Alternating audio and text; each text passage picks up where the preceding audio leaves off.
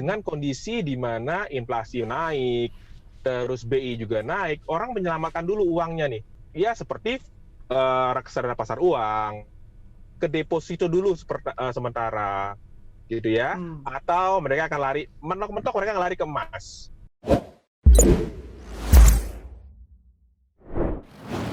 Nah, Pok, semalam tuh gue ngobrol sama teman-teman gue kan, lagi. Tapi kalau ini via chat, kayak gitu. Nah, salah satu teman gue itu menyinggung terkait dengan suku bunga BI yang katanya dia tuh terus naik, gitu, ya kan. Nah, terus kan gue nggak ngerti dong, ini emang kenapa gitu kan? So what, nah, gitu ya? Iya, so gitu. What, terus gitu. dia bilang kalau nggak punya duit emang so what, gitu. Nah, terus habis kayak gitu, dia bilang gitu kan, ya gue nggak happy dong gitu. Kalau suku bunga BI naik terus tuh kan akhirnya bunga kredit juga naik gitu loh. Terus gue pikir, emang iya gitu. Emang sebentar ya, ini kenapa sih gitu loh? Maksudnya ada apa gitu saat suku bunga BI itu naik terus gitu loh? Gini deh, kalau kita ngomongin suku bunga naik, kalau kita ngomong investasi, kalau kita mau ngomongin kredit, itu problem. Oke. Tapi kalau mau bahas, gue panggilin ya, Mas Eko Endarto, biar nemenin ya Pak. Pak Eko Endarto ini dari Finansia Consulting ya Pak ya. Betul. Ini lagi di jalan ya Pak ya. Maaf nih Pak. Sorry ya sambil jalan. Oke. Mungkin banyak orang yang so what gitu loh ya. Ini kan banyak yang ribut nih Pak. Fed fund rate yang di Amerika, suku bunga di Amerika naik terus, emang ngapain sih gitu urusannya sama Indonesia ya kan? BI naikin suku bunga patokan 7 days repo rate, ya kan? So what gitu loh ya. Nah, ini banyak milenial kayak begini nih Pak. Mungkin bisa sedikit cerita Pak, apa sih hubungannya suku bunga dengan kita nyimpen duit, investasi, dan kredit? Kalau kredit mungkin pinjol dan teman-temannya lah ya, atau kredit mobil, kredit rumah kayak gitu. Mungkin bisa sedikit cerita nih Pak. Oke. Kalau kita mau bicara lengkapnya pasti panjang banget nih. Panjang. Gitu ya. Pasti panjang, bisa nggak selesai kita ngobrol gitu ya. Tapi intinya gini deh. Karena kan kalau bicara bunga berarti kita bicara uang di sini. Gitu ya. Nah, ketika bunga dinaikkan, maka tujuannya apa sih? Tujuannya untuk supaya uang itu yang beredar berkurang, Mbak. Oke. Nah, ketika uang itu berkurang, maka orang mau membelanjakan juga menjadi berkurang. Gitu ya. Sehingga apa? Sehingga ketika orang berbelanja berkurang, maka harga-harga akan naik nih. Nah, efeknya harga akan naik di situ. Betul, harga akan naik, inflasi akan terjadi. Nah, ketika inflasi terjadi, efeknya apa? Efeknya pasti orang-orang akan menaikkan harga dan juga bisa terjadi investasi juga akan mulai menurun nih. Oke, kebalikan lagi, kredit juga bermasalah. Kenapa? Ketika bunga naik, maka otomatis bunga pinjaman juga bisa naik. Walaupun sisi positifnya adalah bunga simpanan kemungkinan juga akan naik. Kemungkinan ya. Karena biasanya, kebanyakan sih Pak. Iya, karena kebanyakan sih ketika bunga BI rate naik, bunga simpanan belum naik, tapi bunga kredit lebih cepat naiknya, seperti itu biasanya. Itu. Nah, jadi hubungannya sebenarnya gampang ya, itu apa? Ketika bunga, iya betul, hubungannya gampang. Ketika bunga naik gitu ya, bank juga harus menaikkan ataupun mempertahankan kinerjanya dengan apa? Ya pasti dengan menaikkan suku bunga pinjamannya, seperti itu. Ini mungkin gini juga Pak. Jadi kalau misalnya kita punya, ini kan makanya belanja ya. Kita kan maksudnya kalau kita ini kan yang kita perhatikan ini, kalau kita belanja hari ini bisa belanja apa nih, misalnya belanja handphone misalnya ya. Belanja handphone. Dengan handphone sih kayaknya kurang lebih mobil sama ya. Itu mobil deh, mobil. Apa ya kira-kira? Mobil. Jangan mobil juga, mobil kurang lebih karena mobil baru tuh kurang lebih harganya kan sama ya. Kayak misalnya makanan aja, ya kan? Gado-gado gitu ya. Gado-gado yang tadinya mungkin berapa 10.000, 15.000, 15.000 kali ya ya. kan? Itu kalau inflasinya naik, seperti Pak Eko bilang akan ada terjadi kenaikan inflasi, itu bentar lagi nanti 20.000, mungkin karena telurnya naik, mungkin karena kacangnya naik, gitu kan? Betul, 20.000. Nah, pertanyaannya, gaji lu naiknya berapa? Makanya harus investasi ya Pak ya? Ya, betul. Oke, pertama tadi Mbak, kalau harga-harga tadi ya, yang sekarang udah mulai terasa, ini kebetulan saya punya anak kecil gitu ya, terus susu. Kadang-kadang kan dia pinginnya susu, mungkin enggak Mbak, tapi gini, kadang-kadang dia pinginnya Mbak, kebetulan saya di daerah yang dimana ada toko yang khusus menjual makanan impor nih, dari Malaysia, nah itu udah mulai kerasa tuh, ya naik 25.000, naik 50.000 deh dulunya. Apa yang kemarinnya harganya katakan 100, sekarang udah 125 misalnya, 130 misalnya. Ya, kenapa? Karena mereka bilang ini hubungannya dengan dolar. Saya nggak tahu benar apa enggak sih ya, tapi dia bilang seperti itu gitu kan. Udah mulai kerasa tuh, ya kan.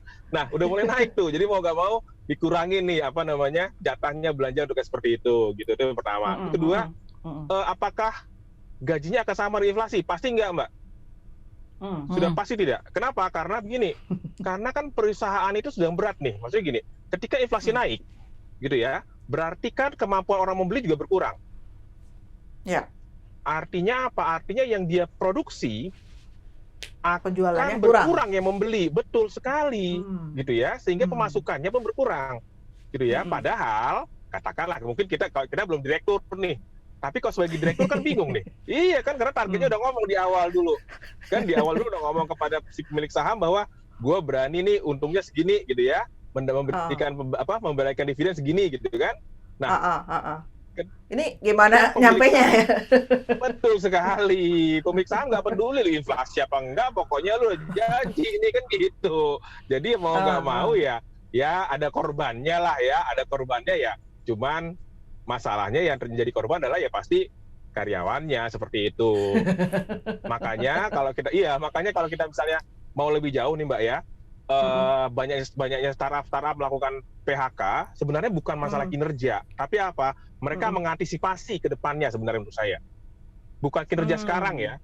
Ya, bukan kinerja sekarang, tapi apa? Mereka udah mikir bahwa setahun 2 tahun ke depan itu berat nih. Oke. Ini kita ngomong 2023, 2024 ya Pak ya? Betul sekali. Mereka udah berpikir sampai di situ gitu loh. Orang berpikir bahwa ini karena startup kinerja jelek. Bukan itu. Ya, karena apa? Mereka udah nggak bisa lagi bakar duit nih 2023, 2024 nggak bisa bakar duit. Kenapa? Bakar duit juga percuma. Orang nggak bisa beli lagi. Konsumsinya turun ya Pak ya? Betul sekali. Konsumsi masyarakatnya turun. Iya. Jadi diantisipasilah sekarang seperti itu. Gitu. Jadi kalau temen lu tuh nggak happy, sebenarnya ya karena tadi itu kalau dia punya kredit, suku bunga kredit naik, ya kan? Kalau dia berinvestasi nih, berinvestasi ini akan selalu ngepar ke ini Pak, comparing dengan suku bunga acuan. Betul. Gitu. Dan nah, kemungkinan Mbak, iya. Sorry, saya potong sedikit ya. Yuk. Nah, kemungkinan ini yang pasti sering terjadi untuk inflasi jangka panjang, ya, properti, saham, obligasi jangka panjang, udah pasti nilainya akan turun, harganya akan turun. Ya, kenapa? Karena kan orang udah melihat nih ke depan ini kinerjanya akan turun kan? Nah, sehingga orang akan melepas, itu pertama. Kedua, dengan kondisi di mana inflasi naik, terus BI juga naik, orang menyelamatkan dulu uangnya nih. Nah, kemana? Mereka akan cari ke produk-produk jangka pendek. Contohnya?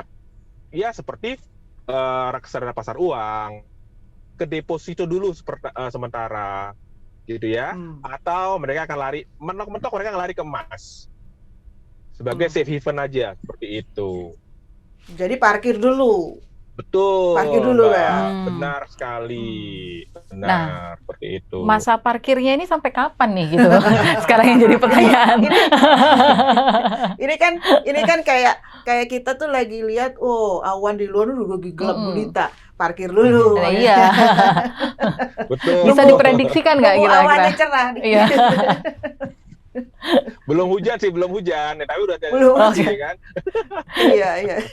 Kira-kira, nah itu awan cerahnya itu mungkin itu indikatornya ada beberapa sih Pak ya. kayak suku bunga acuan Amerika atau salah satu. Ini sekarang masih naik terus. Ya. Nah, benar.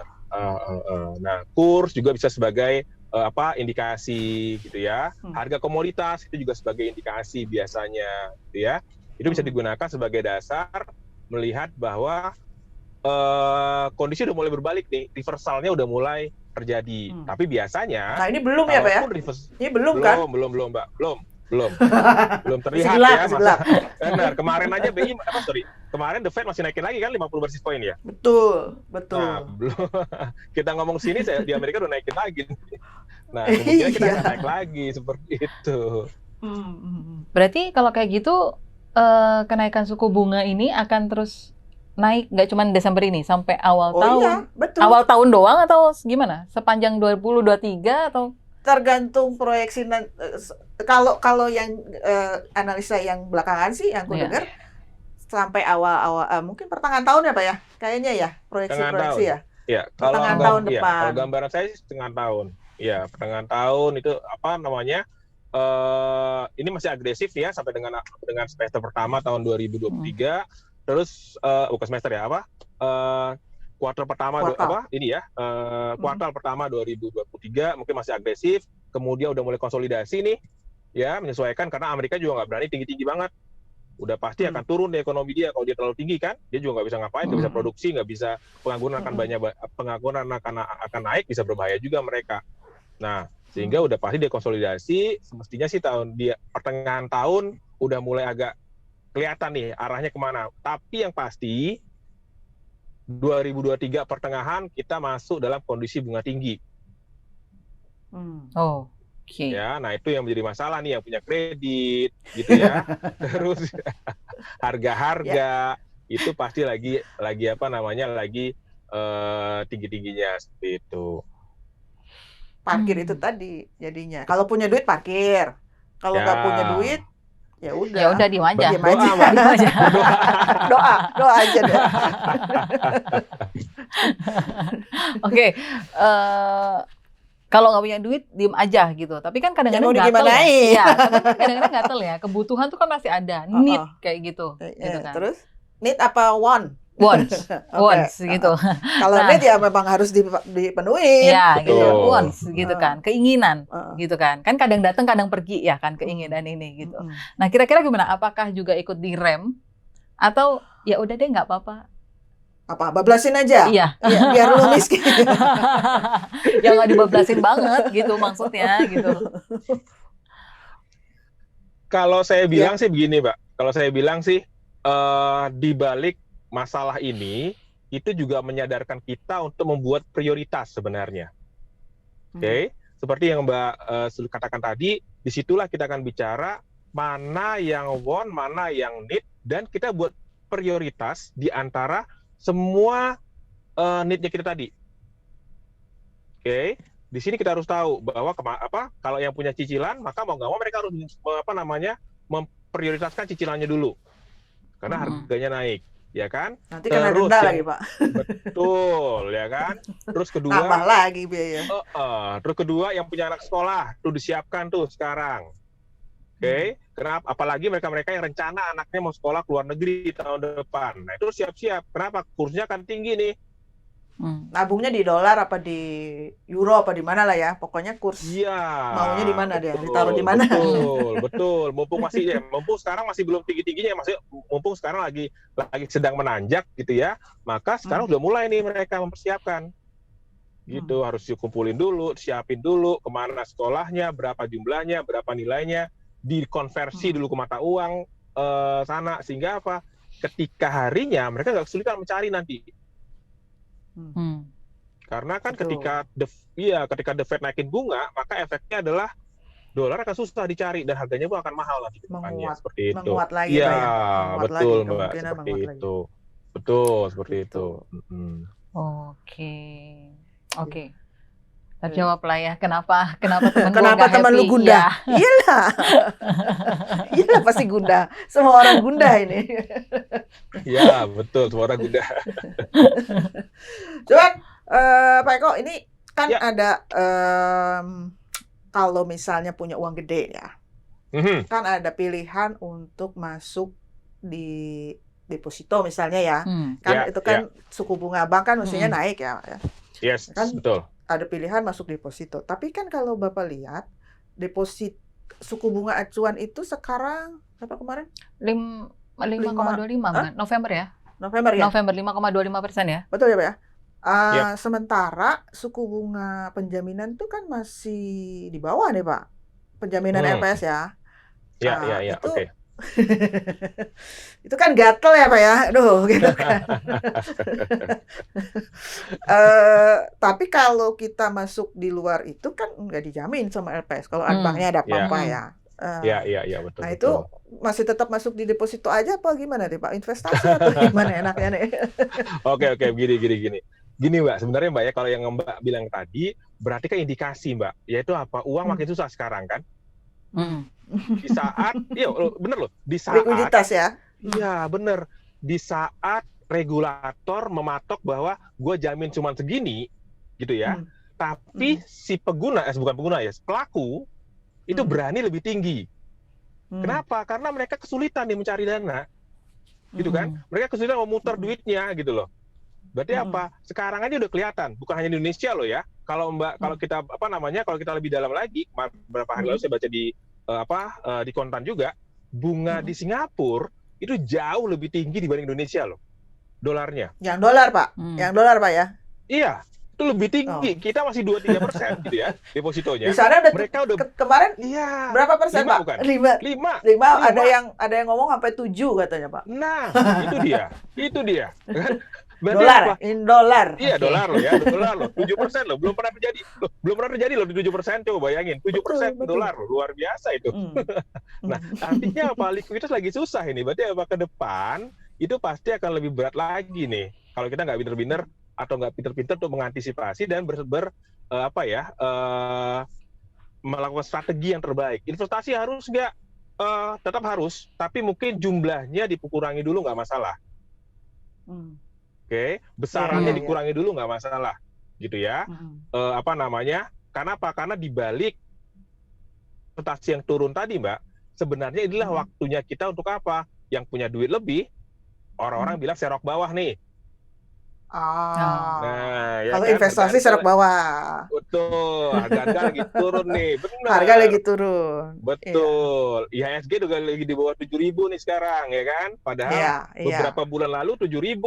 Ya kan, udah turun 500 poin, udah lumayan tinggi itu. Maksudnya udah lumayan, harga-harga udah under value semua itu. Nah, kalau dan proyeksi akhir tahun kan juga ada window dressing nih Pak ya. Betul, kemungkinan cuma berapa hari langsung naik. Serok bawah. Biasa seperti itu.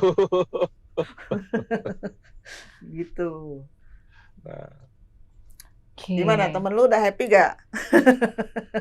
Bukan temen gue yang udah happy ya, mungkin gue-nya sendiri strateginya maksudnya masalah dan persoalan ya jadi gimana kita membaca dan kita berstrategi, itu yang penting kan gitu. Karena kalau misalnya kita misalnya cuma ngeliatin orang terus so what gitu kan, kejeblos udah ketinggalan gitu. Biasanya yang begini tuh ya cepet-cepetan lah gitu kan, gimana membaca situasi sih sebenarnya ya Pak ya. Siap, betul sekali Mbak. Yang pertama adalah pasti jangan nambah utang, itu udah pasti. Oke. Mau pinjol kan, mau kredit card, mau apa. Betul. Penting. Betul ya, jangan nambah utang. Kalau bisa dikurangin bagus. Kalau bisa restruktur, lakukan restruktur cepatnya sebelum lunasin langsung. Ya kan?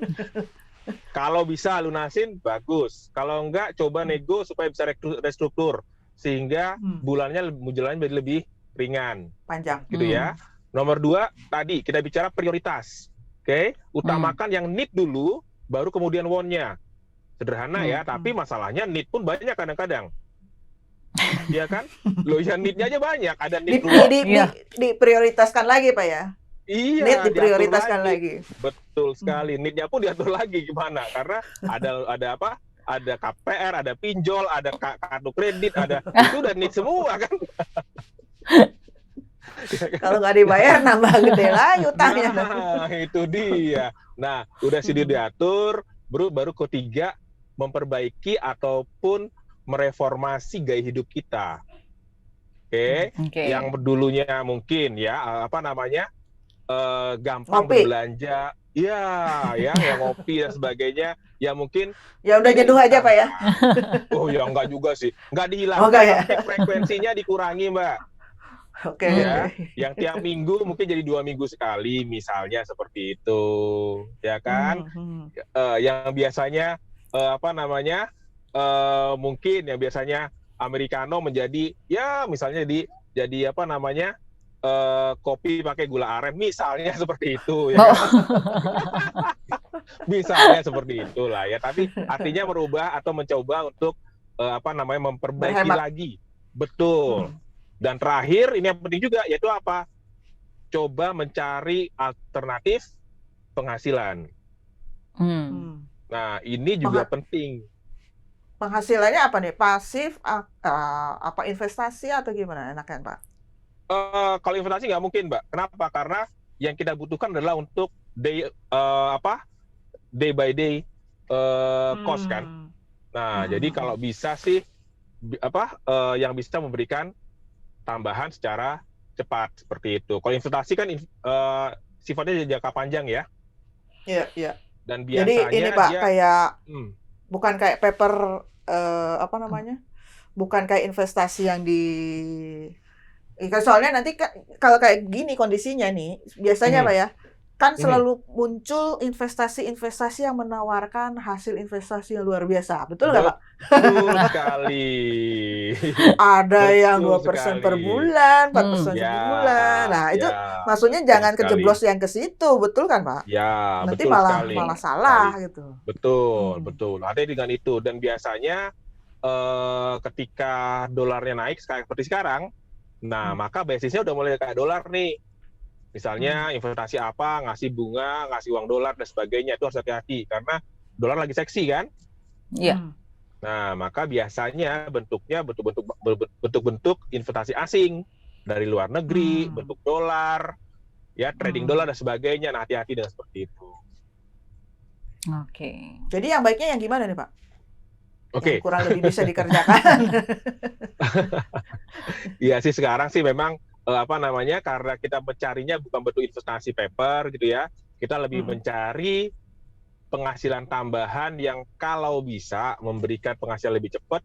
Saran saya sih mungkin coba mengembangkan dari hobi atau keahlian teman-teman semua. Oke, misalnya nih yang suka menulis gitu ya, coba sekarang bikin novel ya. Kelamaan kali kalau itu. Kenapa enggak? Iya ya. Bener, kenapa enggak? Karena sarananya sekarang gampang, Mbak. Maksudnya bukan gampang, sarananya ada. Ya kan? Betul. Semua orang udah bisa menulis, semua orang bisa mempublikasikan sendiri, semua orang pun bisa mencari pembacanya sendiri. Begitu loh. Zaman dulu mungkin susah, ya kan? Kita harus cari penerbit. Iya. Sekarang enggak kok. Jadi mana aja bisa. Jadi sarannya Pak Eko itu kita bikin sesuatu yang kita create ya Pak ya, bukan paper investasi, ya kan? Kalau paper investasi jangan tertipu dengan passive income. Dengan kondisi sekarang ini pasti berkembang. Betul. Pasti banyak. Betul sekali. Ya, betul sekali. Karena paper income paper aset pun sebenarnya bukan untuk mencari penghasilan, Mbak. Tapi kan meningkatkan aset kan? Aset. Iya, menambah asetnya. Menambah kekayaannya. Ya kan, Elon Musk kan dihitung dari asetnya, bukan dari penghasilan bulanannya kan. Makanya dia kaya kan. Iya, dia kaya dari apa? Dari harga Teslanya naik terus, bukan dari dapat gitu. Kan begitu. Bukan dari penjualannya dia ya. Bukan, dari harga Teslanya naik terus, harga saham Tesla naik terus.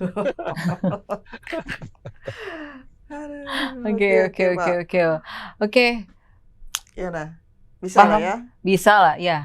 Dan minimal dari ke gue sendiri, gue juga dapat insight ya, gitu kan. Bisa lebih hati-hati lagi lah. Maksudnya untuk tahun depan, mengingat kadang-kadang kan yang anak-anak milenial kayak saya ini kan karena kalau dulu berharap gaji gitu naik kan kayaknya enggak. Kayaknya juga nggak gede-gede banget lah ya. Segitu-gitu lah.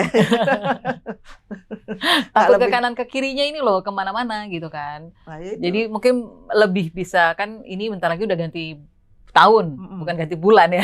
Ganti tahun. Benar gitu. Mungkin jangan sampai tahun depan nanti gue bilang, kan gue udah bilangin gitu. Jangan sampai.